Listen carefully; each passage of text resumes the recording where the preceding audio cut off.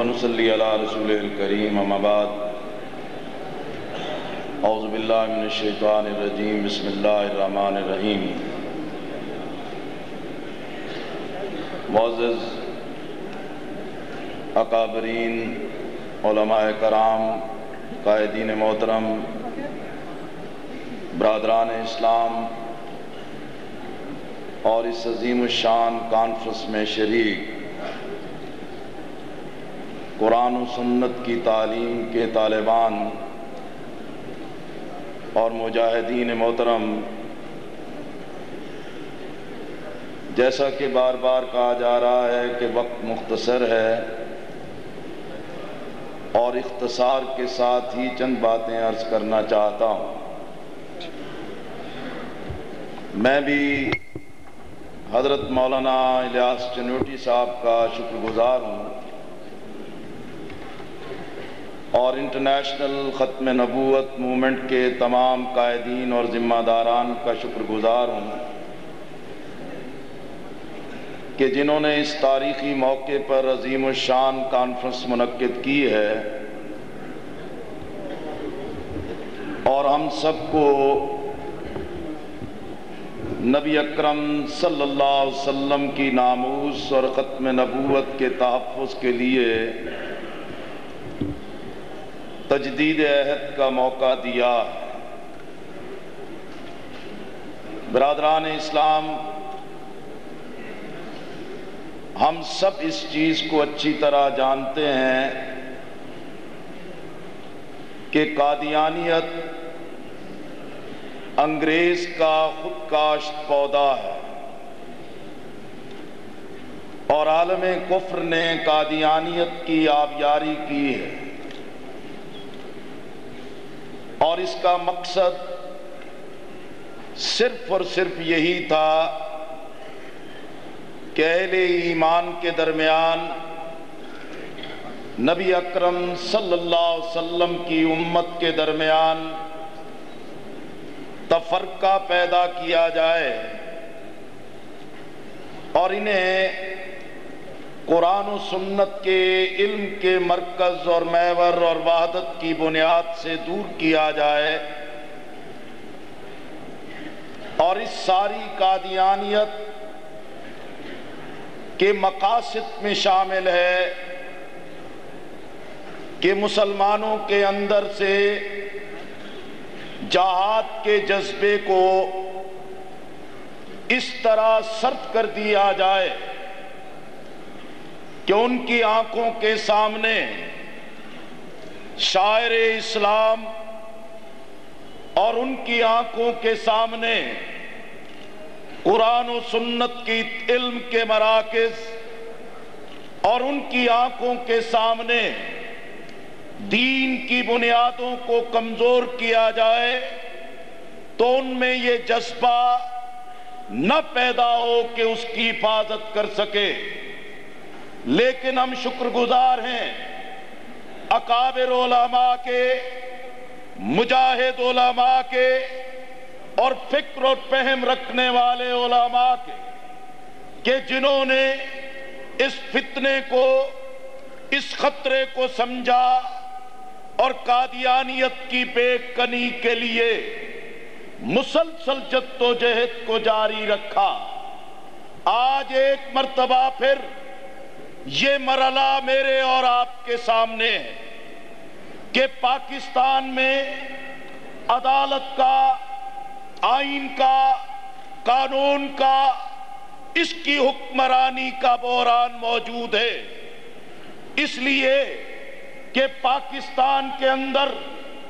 اٹھنے والا ہر وہ بحران جس کی پشت پر سیکولرزم ہے، لادینیت ہے، وہ یہ چاہتے ہیں کہ پاکستان کا آئین جس کی تشکیل میں علماء، سیاسی جماعتوں کا اتفاق تھا،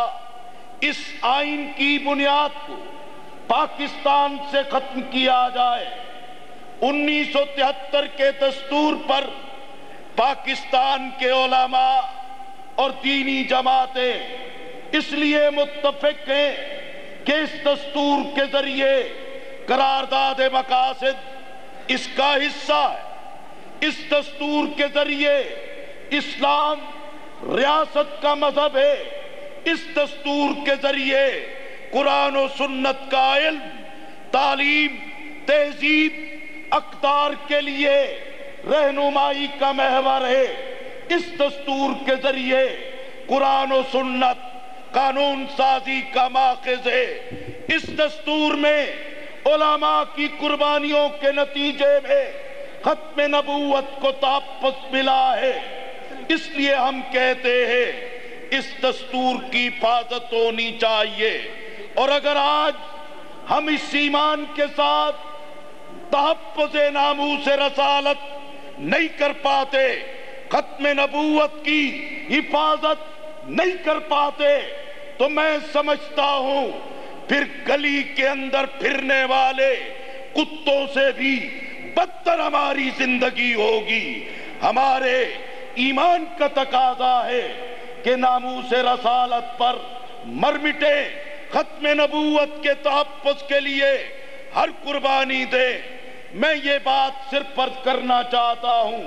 کہ میرے بھائیوں، پاکستان کی سیاست میں، انتخاب کی سیاست میں، اقتدار کے کاریڈورز میں مختلف اختلاف ہو سکتے ہیں، لیکن آج پاکستان کے دینی طبقے کے سامنے یہ سوال موجود ہے، پاکستان کے دین سے محبت کرنے والوں کے لیے یہ بہت بڑا چیلنج موجود ہے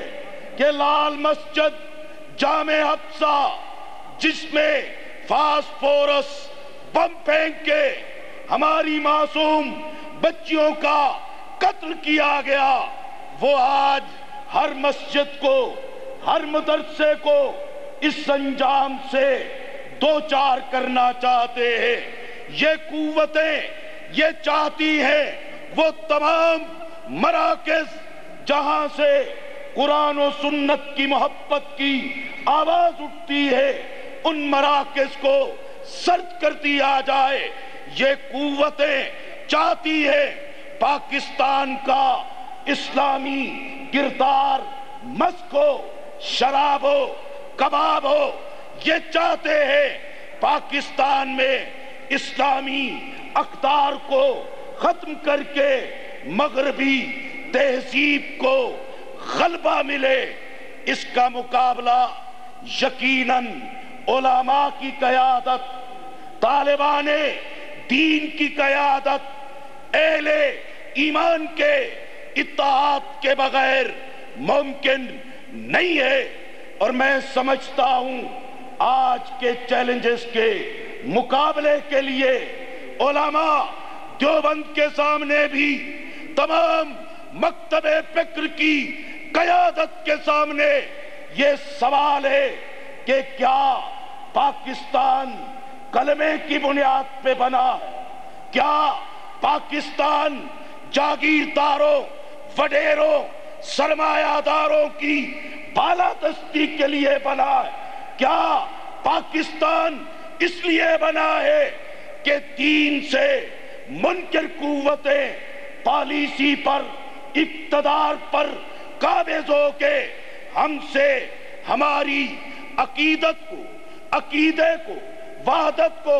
مرکز کو، محبت کو چھین لے؟ اس لیے میں سمجھتا ہوں کہ آج کی یہ کانفرنس ہمیں اسی بات کا عزم دیتی ہے۔ ایک قومی ایجنڈے، قومی مقاصد، پاکستان کی اسلامی